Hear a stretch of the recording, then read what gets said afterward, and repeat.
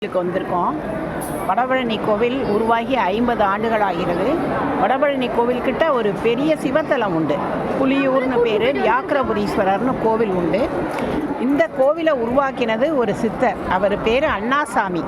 அந்த அண்ணாசாமிக்கு தீராத வயிற்று வலி. அவர் தீராத வயிற்று வலி இருந்ததுனால பழனிக்கு போய் வழிபாடு செய்துட்டு நடைப்பயணமாக வரும்போது ஒரு சாதுவை பார்க்குறார். வியாக்கிரபுரீஸ்வரருங்கிற ஒரு சாதுவை பார்க்குறார். அவர் வேலுண்டு வினையில்லை, மயிலுண்டு பயமில்லை, கந்தனுண்டு கவலை இல்லை மனமே அப்படின்னு சொல்லிட்டு ஒன்றும் ஆகாதுன்னு சொல்கிறார். அதுக்கப்புறம் இவர் இங்கே அது மாதிரி வாழ்ந்துக்கிட்டு இருக்காரு. அப்படி இருக்கையில் அவருக்கு திரும்ப அந்த பழனி வயிறு வலி சரியாகிடுது. பழனி சாது நினைவு வருது. அங்கே போகிறார். போய் பழனி முருகனை கும்பிட்டுட்டு ஒரு படக்கடையில் பெரிய படம் வாங்குறார்.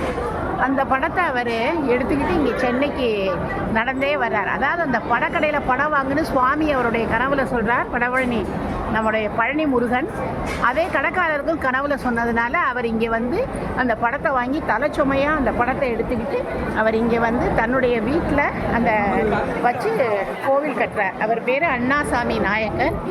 அவர் சன்னியாசமேற்று அண்ணாசாமி தம்பிரான் அப்படின்னு ஆயிடுறார்.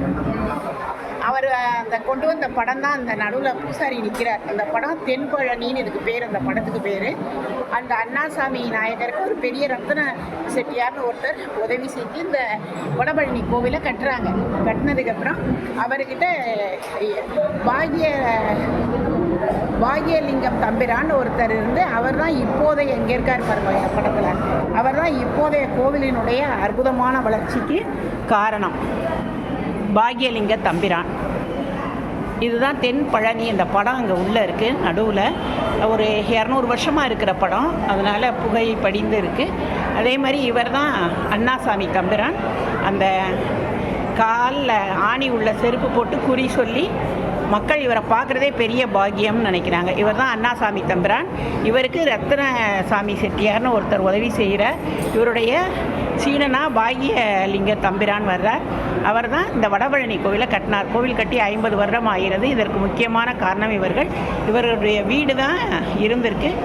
இதுதான் இங்கே சித்தர் பீடமாக வச்சுருக்காங்க. இவருடைய சமாதி வடபழனி கோவிலுக்கு பின்னாடி இருக்குது. இதுதான் தென்பழனி முருகன் படம்.